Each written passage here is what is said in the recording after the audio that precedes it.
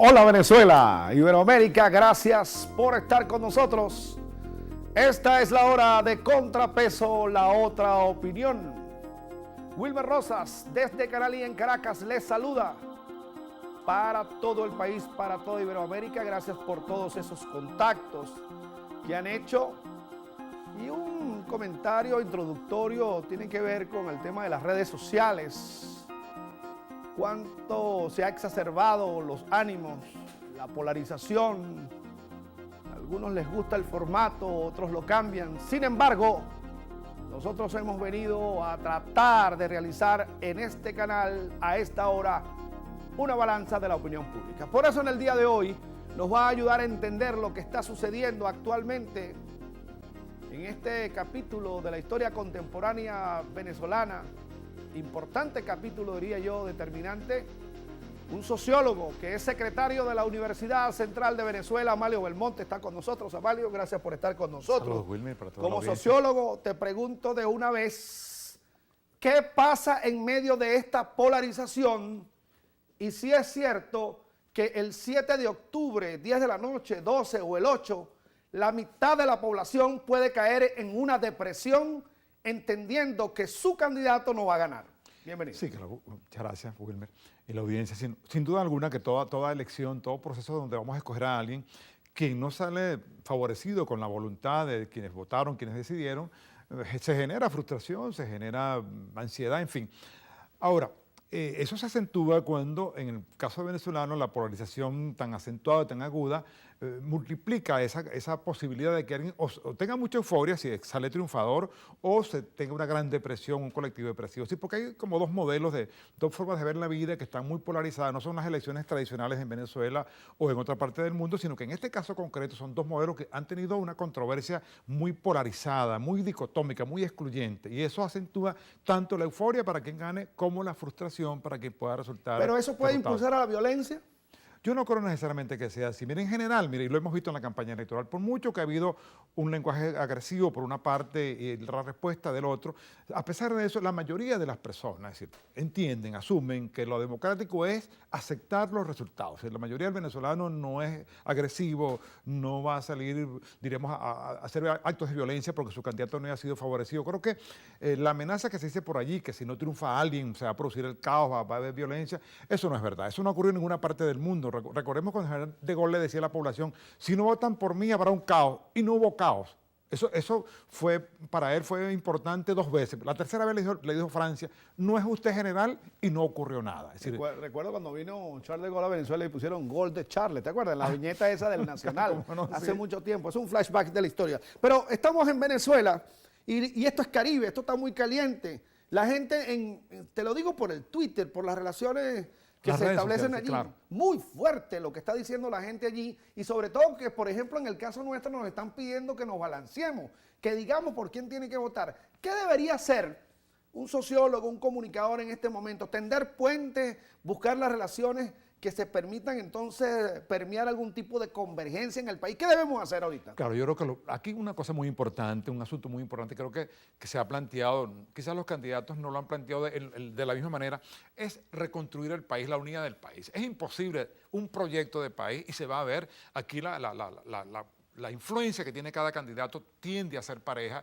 Eso indica que tenemos que ponernos de acuerdo. Y si alguien puede contribuir con eso, una institución, las universidades, los medios de comunicación social o los propios partidos políticos, bienvenida esa posibilidad, porque creo que el país se rescata con todos los venezolanos y de esa manera podemos hacerlo mejor. Ahora, ¿eran necesarios más candidatos? No digamos, siguiendo la norma constitucional, ¿eran necesarios otros candidatos? Yo creo que en estas circunstancias no, creo que es importante porque la gente se consolida, las dos opciones se consolidan, creo que eso le da mayor capacidad al elector para decidir de manera mucho más fácil en cuanto a qué es lo que quiere y además permite organizar a la ciudadanía de forma más homogénea posible, que es importante si vamos a procurar la unidad posteriormente. ¿Sabes qué? José Machillanda, el coronel José Machillanda estuvo aquí con nosotros. Ajá. Muy a propósito de esa relación que alguna vez estuvimos en la Universidad Simón Bolívar, donde usted pasó también por la maestría en Ciencias Políticas y otras cosas que has hecho.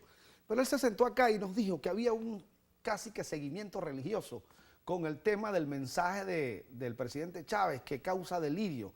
En el otro aspecto, el de Capriles, él decía que había un fenómeno social que no era Capriles, que sobrepasaba ese liderazgo, porque no lo reconoce, pero no es lo más importante. ¿Cómo ves tú esa diferenciación entre un liderazgo y el otro? No, yo creo que en ambos casos el liderazgo influye mucho. Es decir, no, yo creo que tengo una pequeña discrepancia allí. Yo creo que así como el presidente Chávez tiene una gran influencia en su electorado, en este caso Capriles también. Es decir, yo creo que se refiere a la religiosidad civil.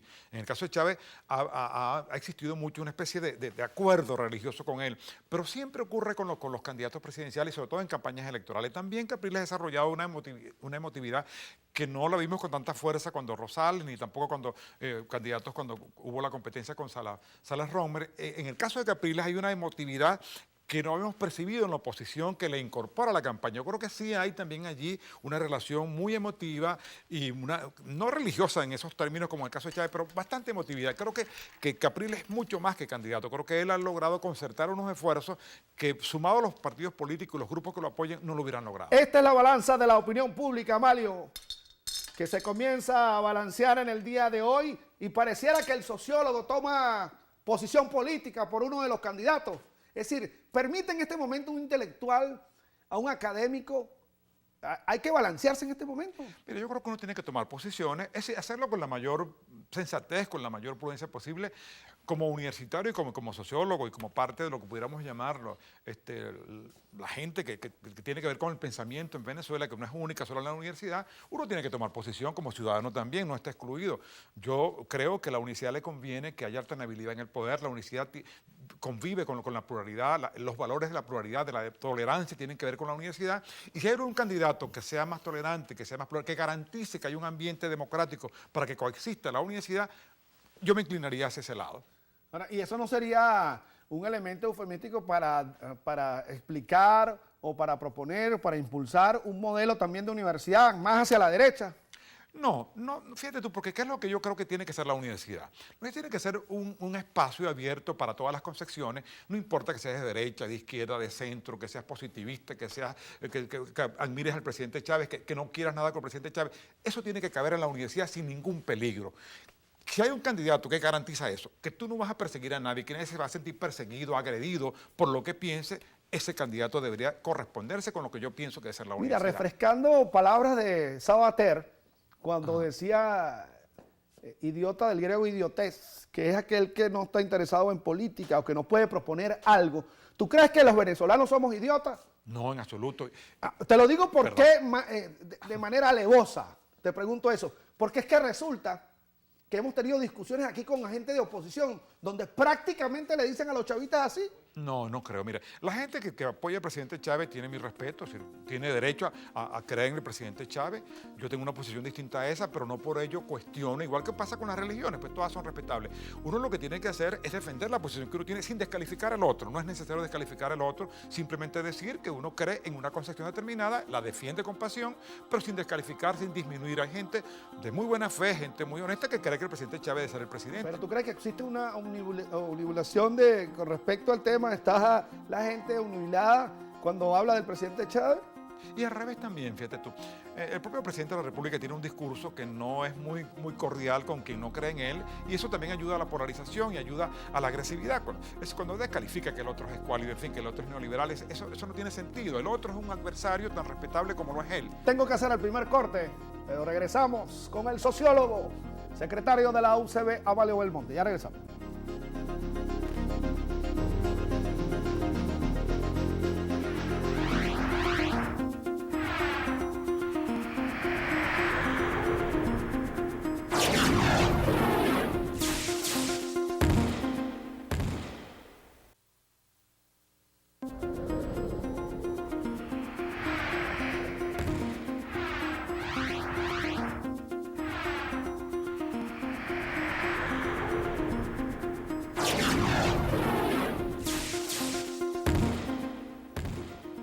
Continuamos en Contrapeso, la otra opinión.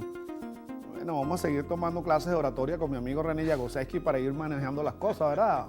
Obnubilación, cuidado, obnubilado. La gente está hipnotizada, hipnosis. Cuando yo vi los destellos de alegría con uno y otro, eso es cierto. Sí, claro. Pero a mí lo que me llama la atención, Amalio, es que no entiendo cómo la gente habla de un desgaste del poder político, en el caso del ejercicio de la función pública, y todavía el hombre sigue allí como llamando mucho la atención, como que parece un artista. Sí, no se puede subestimar al presidente Chávez, él tiene una gran capacidad de comunicación, sin duda que comete errores. Yo creo que el presidente, uno de los errores fundamentales que yo le cuestiono es que él considera que todo aquel que es adversario suyo es enemigo de la patria y hay que descalificarlo. En fin, ese es un discurso que no ayuda, es un discurso que no es bueno, sobre todo el presidente de la República. Pero eso que le cuestiono y que hace que la oposición haya crecido, no significa que el presidente no haya gente que no tenga gente que lo apoye y lo apoya con mucho fervor, ¿cómo no? Es decir, si hay gente que lo apoya con mucho fervor porque él es un dirigente político. Igual Capriles ha logrado generar una suerte de emoción que no se había visto en otros candidatos de oposición y eso también es un atributo que tiene el candidato Capriles Radosky con un discurso, por supuesto, mucho más ponderado, mucho más inclusivo, mucho más llamando a la unidad. Pero en ambos casos hay gente que le sigue, habrá gente que se fascina con uno de los dos, ¿verdad? Más allá de la racionalidad, eso es propio de la vida política. En algunos casos es intencional. Creo que el presidente Chávez sabe que debe apelar a la religiosidad, a la emotividad. Él ha apelado siempre a eso. Pero ese animal politicón, ese monstruo político que es el presidente Chávez, ¿está derrotado? Tiene la posibilidad de ser derrotado por primera vez en Venezuela desde el punto de vista de como candidato presidencial, porque del otro lado... Pero ¿cuál es tu fundamento lógico para eso? Porque la gente dijo que las encuestas, o todas las encuestas, señalan todavía una diferencia a favor del presidente. Claro. Todas las encuestas. No todas. Es decir, hay encuestas muy importantes que dan ganador al presidente Chávez. Solo una lo da ganador por un margen más o menos respetable. El resto lo da o muy pegado del candidato Capriles Radosky o en algunos casos a Capriles ganando por poco margen. Esas son fotografías. Claro, la campaña electoral final, esta fase final donde hay definiciones muy importantes, va a tener que ver con el estilo de campaña y con el esfuerzo que haga cada candidato. Claro, el presidente Chávez tiene la desventaja que es gobierno, los gobiernos se desgastan, tiene mucho tiempo en el poder.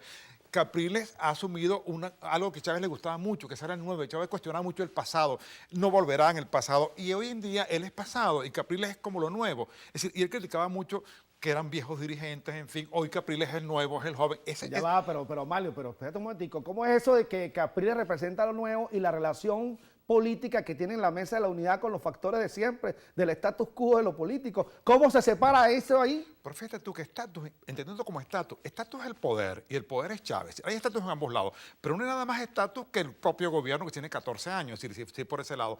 Y lo otro es que el candidato encarna mucho lo que es la esperanza. El candidato absorbe todo, más allá de quienes la apoyan. Y en este caso Capriles tiene una campaña novedosa, se parece a la campaña que tuvo Chávez en el 98, es decir, va a todos lados, cara a cara. Es decir, yo creo que Chávez se está viendo en Capriles como el que lo reta en su propio espacio, porque Capriles tiene eso, es decir, está clausura hoy un meeting, después está en el otro lado, tiene una muy vigoroso, muy juvenil, y es como una ruptura. Es decir, yo creo que el discurso, paradójicamente, el discurso de Chávez, con el cuestionó la vieja política, le está sirviendo a Capriles para cuestionarlo a él. Para ¿Cómo se antepone el hecho de la experiencia y lo juvenil, la cara nueva? La cara nueva no necesariamente representa un nuevo modelo. No, sin duda. Pero fíjate tú que Chávez, cómo llega al poder, era lo nuevo. No tiene nada que ver con el pasado, no era militante de nada y eso influyó mucho para ser electo en el año 98. Pero no había una diferencia allí. Por ejemplo, la diferencia allí es que tú dices que no vienes de tu devenir histórico, no tiene relación con el pasado, en cambio Capriles se le puede endilgar. ¿Qué es lo que dicen los chavistas? Dicen, no, pero espérate un momentico, tú fuiste diputado por Copey, tú fuiste presidente del Congreso con un amarre entre las dos cámaras, entre los dos sectores, Adeco y Copellano. Fíjate que el presidente lo ataca, tú eres el candidato Adeco-Copellano, es decir, eso todavía pesa en la sociedad. Pero la gente de Quinta República votó por Capriles Radosky para cuando fue presidente de la Cámara Baja, porque ya los chavistas formaban parte de la Cámara de Diputados en aquella ocasión, es decir, que el acuerdo que se hizo allí incluyó al propio Chávez y se hizo con el mismo Chávez. Ahora, Capriles no lo percibe la persona como vinculado al pasado. Y es tan cierto que ese elemento es tan importante. Yo creo que es muy injusto condenar el pasado en bloque. Pues el pasado por pasado no es malo. Pero como es una variable que está contando, no podemos negarnos. Pero a Capriles no se le ve como el pasado. Y por eso es que Capriles sale victorioso en las primarias. De manera inesperada en cuanto a la votación que sacó. Y se le vincula con algo que puede ser novedoso, que va hacia adelante. Y él se ha cuidado de no manejar su discurso en términos de pasado y presente. Para ahí se dice que cuando Capriles gana las primarias tiene que ver un juego más mercadotécnico político, más propagandístico, fue mucho dinero. Yo creo que es injusto, fíjate tú. Aquí ha habido candidatos con mucho... Pedro Tinoco fue candidato y con muchos recursos en el pasado y no tuvo ninguna aceptación.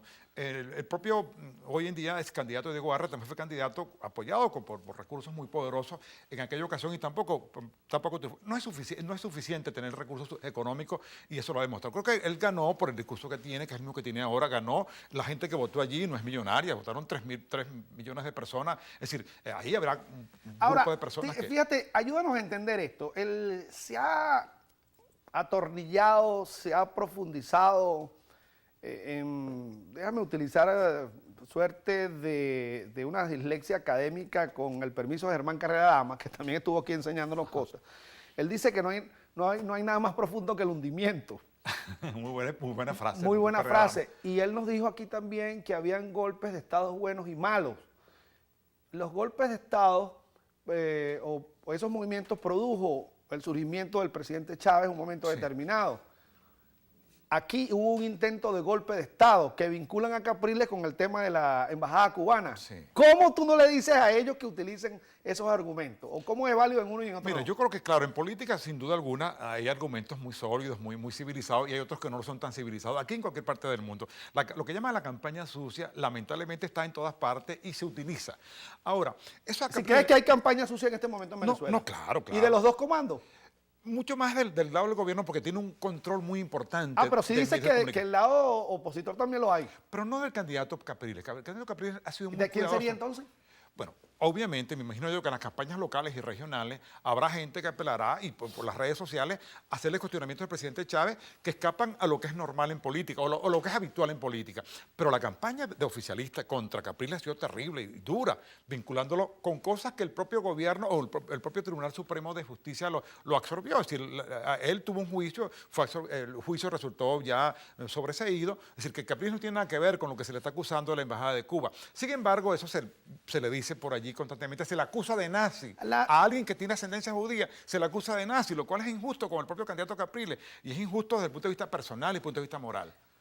El caribeño, el venezolano, ¿qué quiere? Un hombre recio, un hombre con fortaleza, con capacidad de pelea, de lucha. ¿Qué es lo que quiere el venezolano? Yo creo que el venezolano quiere a alguien que le resuelva los problemas, que le permita vivir en democracia, que le permita vivir en una sociedad segura, en una sociedad civilizada, donde haya respeto hacia el otro, donde el otro no sea tu enemigo, donde no tengamos que vivir en conflicto permanente. Creo que eso del hombre recio ya no forma parte de la sociología, del elan venezolano, del espíritu del venezolano. En esta coyuntura quiere algo mucho más que eso. Alguien que tenga eficiencia, que tenga experiencia como gobernante, que sea capaz de resolver los problemas y que instituya la tolerancia como un valor esencial de la sociedad venezolana. ¿Es suficiente tener una expectativa, ofrecer una esperanza suficiente en estos momentos electorales? Es importante porque la gente ve hacia el futuro. Toda elección es vista hacia el futuro. La gente ve las elecciones en búsqueda de soluciones futuras. Y las elecciones en una perspectiva y por eso es importante sembrar esperanza. Y en esa perspectiva dinámica tenemos que hacer un corte a este momento claro. Con Amalio Belmonte. Ya regresamos.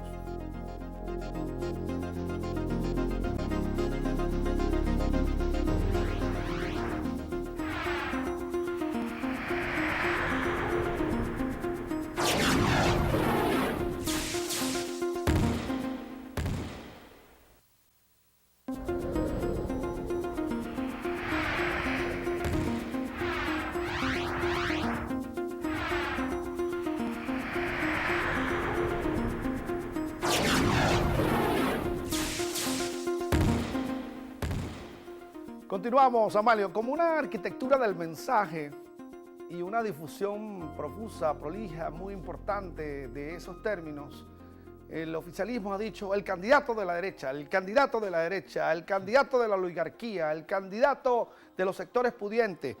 La gente entiende en Venezuela lo que es derecha e izquierda. Tenemos un grado de concienciación, de profundización política. La gente se ha cultivado en lo político como para identificar qué es la derecha y la izquierda y obtener mayor provecho de cada uno de esos términos o de cada una de esas actitudes. Yo creo que lo sabe, pero es lo que menos les interesa. Yo creo que el venezolano cuando va a votar ahorita no va a votar porque sea de izquierda o de derecha, va a votar de acuerdo a lo que observe en el candidato como posibilidad futura. Y además que esa terminología es como muy... muy simplista desde el punto de vista sociopolítico. Es decir, hoy en día, ¿qué es de derecha y qué es ser de izquierda? Hay gente de derecha o que vive como derecha, como se conoce tradicionalmente, que está con el presidente Chávez. Hay gente muy progresista que tiene una mentalidad de lo que llamaban de izquierda que está con Capriles Radosky, pero aquí lo importante es ver qué se está planteando. Además, hay cosas más importantes que definirse como derecha y de izquierda. Tiene que ver más bien con valores esenciales. Uno tiene que ver con la solución de los problemas, otro tiene que ver cómo vivir en sociedad, que se respeten tus derechos, que se respeten la posibilidad que te realices como ser humano, que el futuro te sea garantizado. Es decir, hay cosas mucho más importantes que un debate ideológico. Por supuesto, le sirve al gobierno para descalificar a Capriles. Todo lo que no esté conmigo es de derecha, diría el presidente de la República. Aquel que no está conmigo no ama la patria. Bueno, esos son discursos que tienen algún efecto, pero que en todo caso el común del venezolano no lo ve en esos términos. No va a creer que Capriles es de derecha como lo perfila el presidente de la República, que cada candidato quiere construir en el otro. Pero ¿por qué entonces ellos han hecho hincapié en que no es una... Anteayer, Ismael García nos decía en este mismo programa, en una defensa a ultranza de esa candidatura, bueno, y de acuerdo a sus convicciones. Claro, que es justo que lo sea. Que también lo sea. Además que puede ser como alguna vez un sociólogo brasilero me dijo en España, que hay que ser viscerales en la defensa de lo que tú crees. Sí. Él decía que Capriles no era de derecha. Fíjate lo interesante que se profundizó en el debate, que era importante entonces. Claro, ¿no? Y además Capriles no se define como tal. A Capriles lo coloca como de derecha el gobierno, pero Capriles no es un hombre de derecha. Yo diría que desde el punto de vista sociopolítico, Capriles es un hombre que está en el centro, que tiene vínculos con gente que se pudiera definir como de derecha, que en Venezuela nunca ha habido una de derecha concertada, concreta, así consolidada como el caso de chileno, en el caso inclusive mexicano, no la ha habido. En Venezuela la derecha, que pudiéramos llamar en esos términos, no ha tenido una organización, ni siquiera COPEI podría decir de que fue un partido o es un partido de derecha. Fue un partido que inicialmente era vinculado a lo religioso, a lo conservador. Es decir, porque es difícil en estos pueblos latinoamericanos definirse como de derecha, porque no se conjuga con lo que es la realidad. En ese sentido, el programa de gobierno de Capriles tiene elementos que se parecen a algunas cosas que plantea el presidente de la República.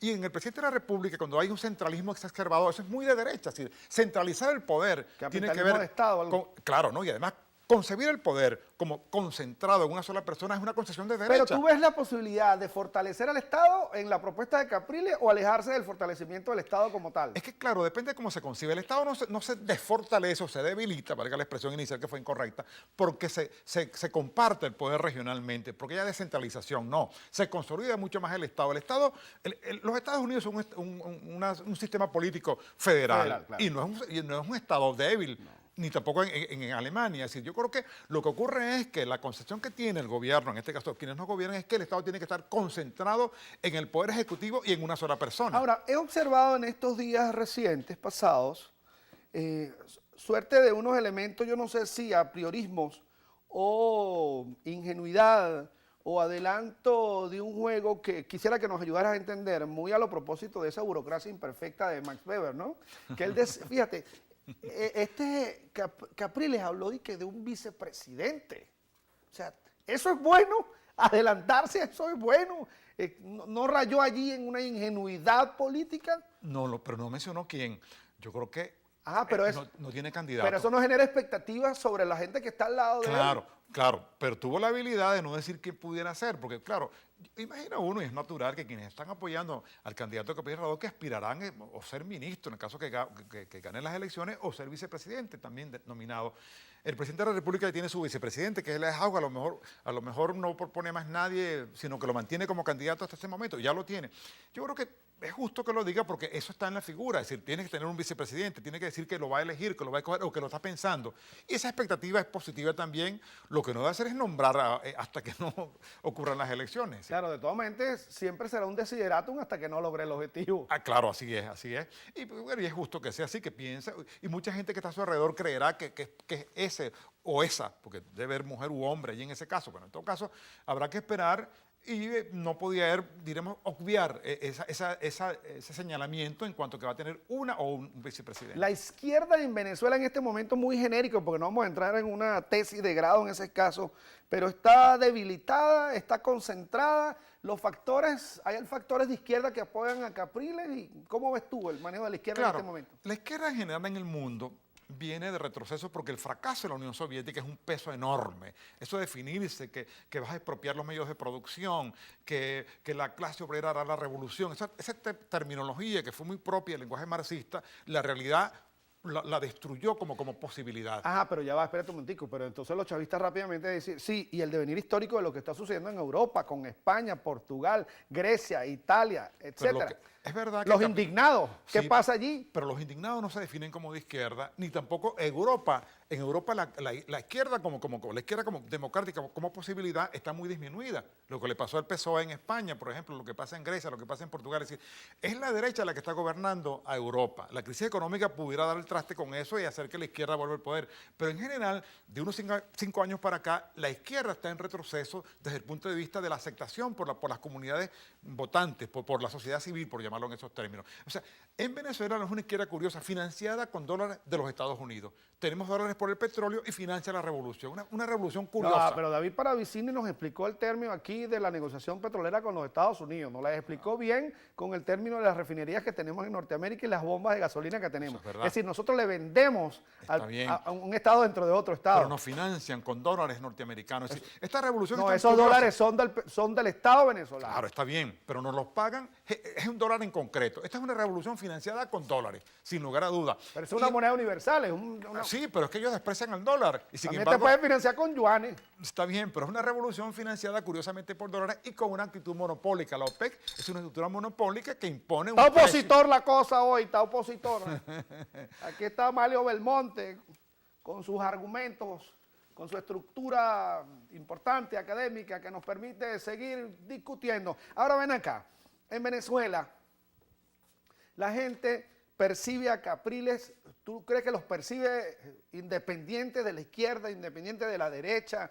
Es decir, en este momento, el imaginario colectivo, ¿qué piensa de Capriles? ¿Qué siente? Mira, Capriles tiene una virtud impresionante. Capriles logró que toda aquella gente que antes marchaba y que se había desorganizado, hoy se organicen no para marchar, se organizan para cosas concretas. Capriles ha logrado que todo lo que es la estructura de su programa de gobierno, las movilizaciones, sean producto de la espontaneidad de muchas personas que en el pasado formaron parte de marchas, de otras maneras de participar políticas. Ha logrado que más allá de los partidos políticos la gente se organice en función de una campaña electoral y eso es muy importante para él porque ha trascendido las estructuras de los partidos, que es importante que estén allí, y ha logrado emocionar a una gente que estaba desmovilizada. No, pero no me lo pongas grueso así. Ha trascendido la estructura de los partidos y está profundizando cada vez más en sus partidos, que es Primero Justicia. Claro, hay un beneficio. Pero tienes que ver las redes sociales diciendo que voten por la mesa de la unidad, por la tarjeta de la unidad. No, está bien, eso está bien, pero él no ha negado nunca que es un militante de Primero Justicia y es justo que lo haga así,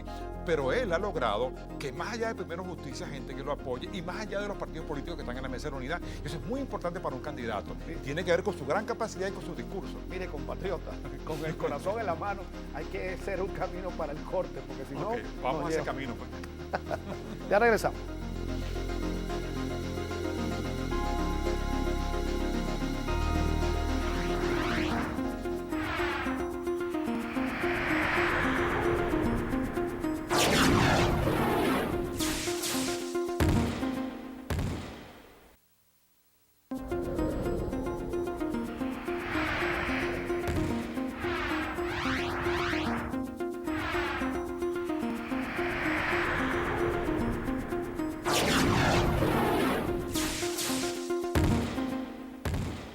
Continuamos en el día de hoy con Amalio Belmonte. Las misiones, dice la oposición que hay que mejorarlas. Creen en que fueron buenas y que toda esa experiencia es perfectible. Eso en palabras también del propio Capriles. Sí, yo creo que él ha sido atinado en eso. Creo que las misiones, es decir, el sentido, el objetivo de las misiones, que es intentar influir sobre los problemas sociales del país e incorporar a las personas en la solución, ha tenido altos y bajos. Pero la concepción global acerca de las misiones creo que es un proyecto que hay que rescatar, que darle un contenido distinto posiblemente en cuanto a que sea la propia gente la que desburocratizarla, no hacerlas, es decir, constituirlas en una especie de elemento político, sino todo lo contrario, que la gente se organice allí libremente, no importa lo que piense, y que contribuya con su esfuerzo y con el esfuerzo del Estado a resolver los problemas que afectan a la comunidad en ese caso. Yo creo que ahí lo más importante es tratar de que estimulen la participación, de de que no haya tutelaje del gobierno, tutelaje del Estado, que no haya una suerte de pater que dirige las misiones y que no sean utilizadas políticamente, sino para lo que tienen que ser, que es ver cómo acercar a los ciudadanos la solución de los problemas y que ellos participen también de manera mucho más intensa y se organicen para tales fines. Yo creo que eso lo importante es que los ciudadanos se constituyan en elementos organizativos, que tomen conciencia de su gran capacidad que tienen para influir sobre los problemas y que concerten con los recursos del Estado para ver en qué medida esos problemas pueden solucionarse. Diría una socióloga que te puede confrontar, pero del otro lado del chavismo, Morela Rojas, Ajá, sí, ella diría, pero es que no estamos jugando a los dados, esto no es un juego de cuento de hadas. Es decir, cuando tú hablaste, por ejemplo, cuando el manejo del poder del Estado en las diversas regiones, la gente creyó que eran reyes y virreyes de esos estados. No hay una relación directa entonces entre una visión de país, una visión de los gobiernos regionales. ¿Qué pasa entonces con ese tema? Esa concepción es una concepción muy oportunista y de respaldo al centralismo. Es decir, eso de creer, es decir, ¿es que acaso se fractura o hubo un problema entre el presidente Pérez y Andrés Velázquez cuando Andrés Velázquez gobernaba el Estado Bolívar? O Hugo Valores Paz gobernaba en el Estado Zulia. Yo lo que creo es que la revolución es muy absoluta. Cree que alguien distinto que tenga poder es un enemigo de la revolución. Es decir, esa es una concepción antidemocrática de pensar que porque hay un gobernador distinto al presidente de la República en cuanto a concepción, eso fractura la idea del Estado y constituye un virrey. Esa es una excusa para tratar de disminuir el poder que tienen las gobernaciones y las alcaldías. Es decir, todo aquello que está distinto al poder central, para la concepción que defiende esta colega mía, es una suerte de fractura, de disminución del poder, porque en el fondo a la revolución no le gusta compartir el poder porque se define como absoluta, como moralmente suprema. Esa concepción antidemocrática, por supuesto, no comparte el poder, porque compartir el poder es ceder poder, y para la revolución ceder poder es contrario al absolutismo. El tema de la seguridad, ¿cómo permea esto en este momento? Es decir, ellos dicen que han dado la cara en los diferentes problemas del país, que han enfrentado las problemáticas, que han propuesto, pero hay temas como este de la seguridad, claro donde juega papel importante todo el mundo, es sistémico, sí, es estructural. Claro. Entonces no se puede nada más endilgar la responsabilidad a un solo sector. Claro, lo que pasa es que quien gobierna, y sobre todo quien gobierna como gobierna el presidente Chávez, que es concentrando todo, si tú concentras mucho poder y casi no permites que haya, bueno, que le hicieron a Ledesma en Caracas, pues, pero eso es otra cosa, le quitaron el poder. Pero en todo caso, quien tiene tanto poder tiene bastante... Bueno, ahí tenemos una discusión con el caso de Ledesma que lo conozco muy bien, ¿no? Con el tema de que le quitaron el poder, eso no es así tan... Bueno, es decir, claro, la Asamblea hizo un trabajo de leguleyería, pues. Es muy objetivo. Pero claro, ¿y dónde estaba la gente? ¿Y dónde estaba la gente de Caracas? Está bien, pero le quitaron los recursos. Sí, las 800.000 personas que votaron por él. Está bien. Entonces, si no hubo respuesta, eso no justifica lo que se hizo. No, lo que se hizo fue injusto, y si hubiese ganado no Ledesma, sino alguien distinto en Caracas, por supuesto que no lo hubieran hecho lo que hicieron. Pero en todo caso, fíjate tú, que tiene que ver con la inseguridad. La inseguridad es responsabilidad de todos, de los alcaldes, de los gobernadores, en fin, de mucha gente. Pero el principal responsable de la seguridad es el gobierno, porque es quien tiene las políticas y la capacidad para concertar esfuerzos en función de ese problema, y no lo ha hecho. Es decir, es un problema complicado, es cierto, no es fácil de solución, pero el gobierno no le ha prestado la atención debida y lo ha subestimado. Fíjate que el presidente de la República lo menciona poco y no forma parte de la agenda importante del gobierno. Pero ya va, espérate, ¿cómo me vas a decir eso, Amalio? Si hace unos días se acaba de hacer la segunda promoción de policías nacionales, se acaban de hacer unas extraordinarias marchas en función del apoyo de las misiones y tiene que ver también con el tema de la seguridad. Es decir, se han hecho cosas. Pero las cifras que tenemos de muertes por muertes violentas, por inseguridad, y los heridos y todo lo que afecta a la propiedad, siguen acumulando, siguen aumentando. Es decir, por mucho que tú gradues unos policías, pero no tienes una política global. Hay una universidad de la seguridad, no fueron más allá. Pero eso no es suficiente, eso es una suerte de maquillaje. No es suficiente, entonces, ¿qué se propone? Mira, lo que se propone es, además de esa policía, además de que existan los organismos para ello, tú tienes que concertar con las universidades, con la comunidad, con los alcaldes, con las gobernaciones, cómo atacar ese problema desde varias perspectivas y tomando en cuenta los factores de carácter científico que están en las universidades, que están en los centros de investigación, la contribución de la comunidad, la contribución de cada alcaldía, de cada gobernación. Y luego de eso, tú podrás ver que el problema se te hace mucho más fácil la solución. Pero si lo estás tratando como un problema político, que es lo que hace el gobierno, que lo que quiere es tener su propia policía, una policía teñida de rojo, que solo le importa desde el punto de vista revolucionario, y no una policía que tenga que ver con lo real que quieren los ciudadanos, con la seguridad, con el combate a la delincuencia. En el acto ellos decían que eran más humanistas ahora, menos represivas, más disuasivas. Bueno, a lo mejor es así, tendremos que verlos actuando, pero desde el punto de vista de combatir la violencia y la inseguridad, este gobierno ha fracasado pero estruendosamente y así lo admite. Así lo admite el presidente de la República mismo. No se siente satisfecho con esto, lo ha dicho públicamente. En materia de corrupción, es decir, hay algunos que se atreven a apostar de que sí, está bien, aquí en este gobierno hay corrupción, pero en el pasado lo hubo y el triple. Entonces, ¿se justifica la corrupción en ningún lado? En ningún lado se justifica. Que no. Entonces, ¿cómo se deslinda un candidato como Capriles de eso, por ejemplo? ¿Cómo crees tú que se puede deslindar en ese discurso? ¿Por qué la gente puede pensar que los que están en el camino con Capriles de llegar en un supuesto negado van a ser más prístinos, menos corruptos que los que están actualmente? Mira, ninguna concepción ideológica está exenta de que quien milite en ella o crea en ella pueda caer en un problema de corrupción, puede ser tentado por la corrupción o pueda ser corrompido. Es decir, nadie está exento de eso. Es decir, eso tiene que ver con valores, con controles, en fin. Pero en el caso de los gobernantes tiene que ver con controles, no solamente la concepción moral del candidato o del funcionario, sino también con los controles que tiene el Estado y con la censura social que tiene eso desde el punto de vista del colectivo. Ahora, lo que ocurre es que mientras más recursos tienes, más tentación hay. Y quien tiene los recursos en este país, quien utiliza además todos los recursos que tiene el gobierno para la campaña electoral es el propio gobierno. Es decir, es objetivo. Es decir, en el ensayo que hubo de votación, quienes estaban, donde yo vivo, supervisando la participación de los militantes del gobierno, gente con camionetas de PDVSA, pero sin ningún rubor. Y decía el general Emilio Rojas cuando estaba vivo, que el gobierno, que eso no era corrupción, el gobierno tenía todo el derecho de protegerse y utilizar los recursos del Estado para sus campañas electorales. Y mucha gente así lo piensa sin decirlo. Es decir, no ha habido un gobierno como este que utilice los recursos del Estado para una campaña electoral. Todos lo han hecho, pero aquí es mucho más ostensible y más visible. Así, todos lo han hecho. Todos. Es decir, y cuando tú defiendes una postura, una gestión, en este momento histórico, ¿se puede validar un poco más o no?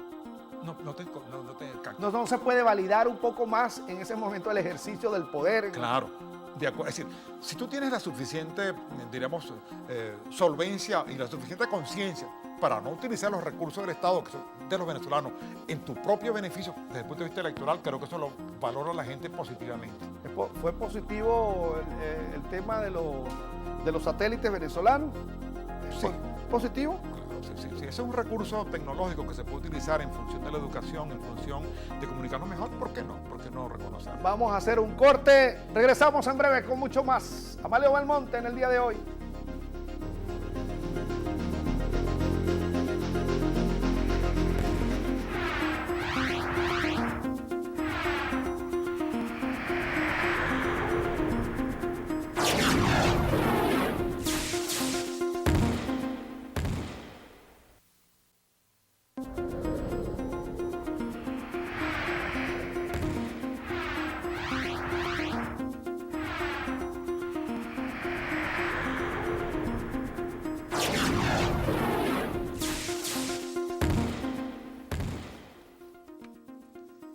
Continuamos en Contrapeso, la otra opinión.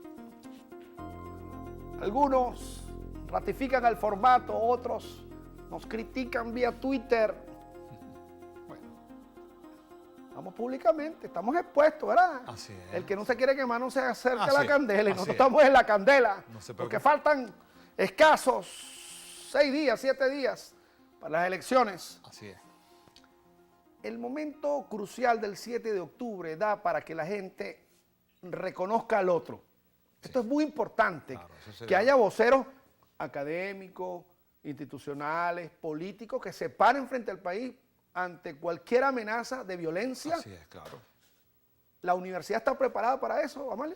Sí, claro, la universidad, por lo siguiente, la universidad es un sitio de debate constante donde alguien admite, si está o no equivocado, o en todo caso admite que hay otra respuesta mejor que la suya o tan buena como la suya. Es decir, la universidad siempre es un centro como de debate, como que se coloca por encima, como el tercero dentro del debate. Entonces, estamos acostumbrados a que todas las cosas que se estudian, que se reflexionan, tienen varias perspectivas, varias maneras de concebirse y de pensarse y de solucionarse.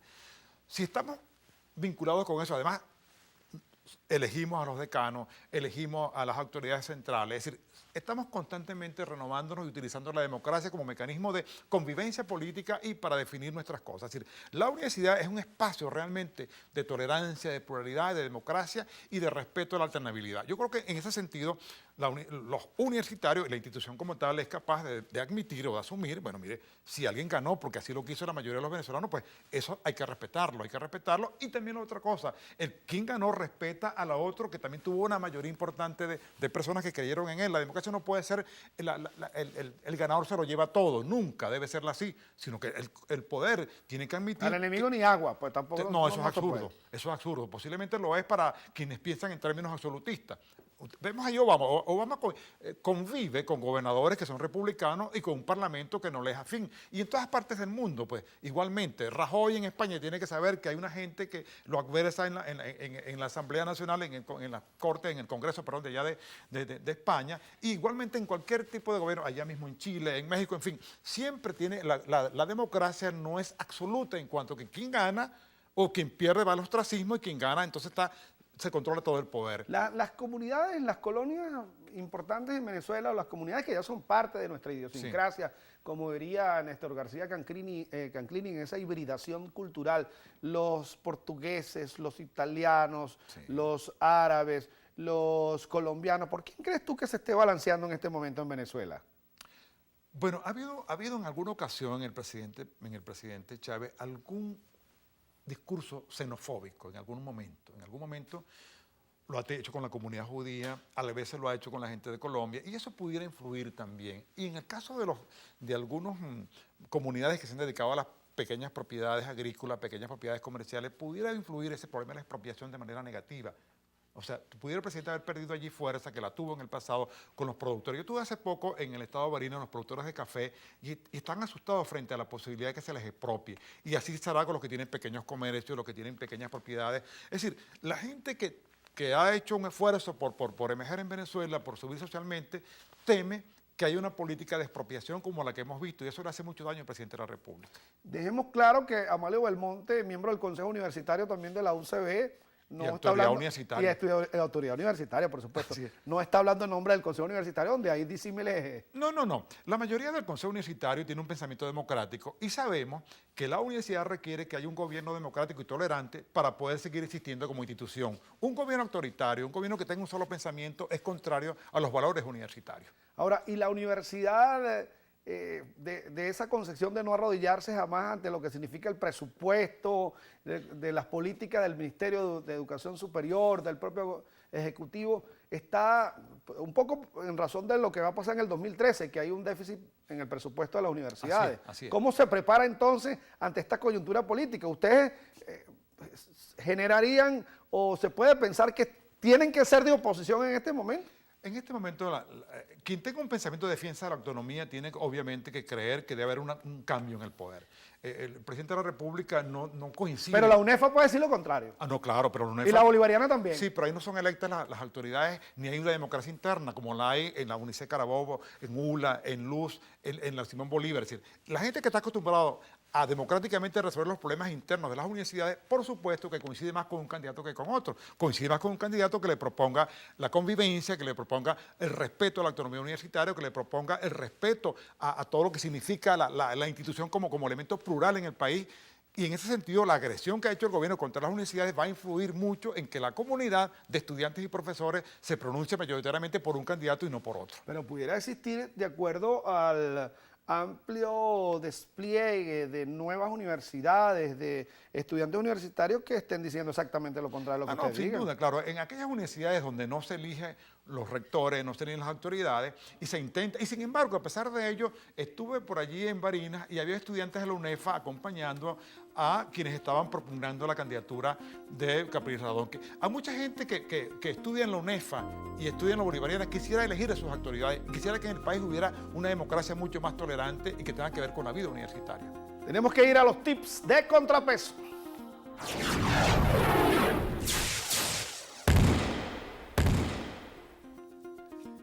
Bueno, gracias a Dios que el precio del petróleo de la cesta venezolana en su categoría del MEREI, que es la que rige esta cesta en la OPEP, no bajó de $100 y se equivocaron muchísimos economistas en relación a eso. Ustedes se imaginan la debacle que hubiese ocurrido, porque aquí algunos apostaban a que el petróleo se cayera porque eso iba a influenciar en las políticas del gobierno. No podíamos esperar, no podemos pensar en ello en este país. Así que se mantuvo la cesta petrolera.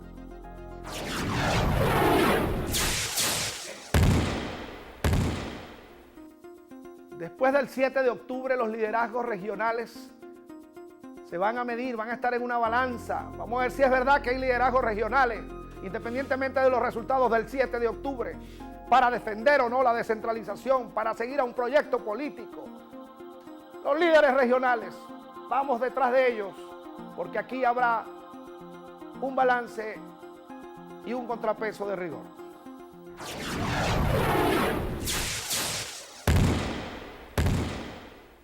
Los académicos, los intelectuales, los políticos, la gente de comunicaciones, los que creemos en el progreso en ese sentido, vemos con buena señal el tema del satélite Miranda, que lo lancen y que se permita profundizar las comunicaciones desde y hacia Venezuela.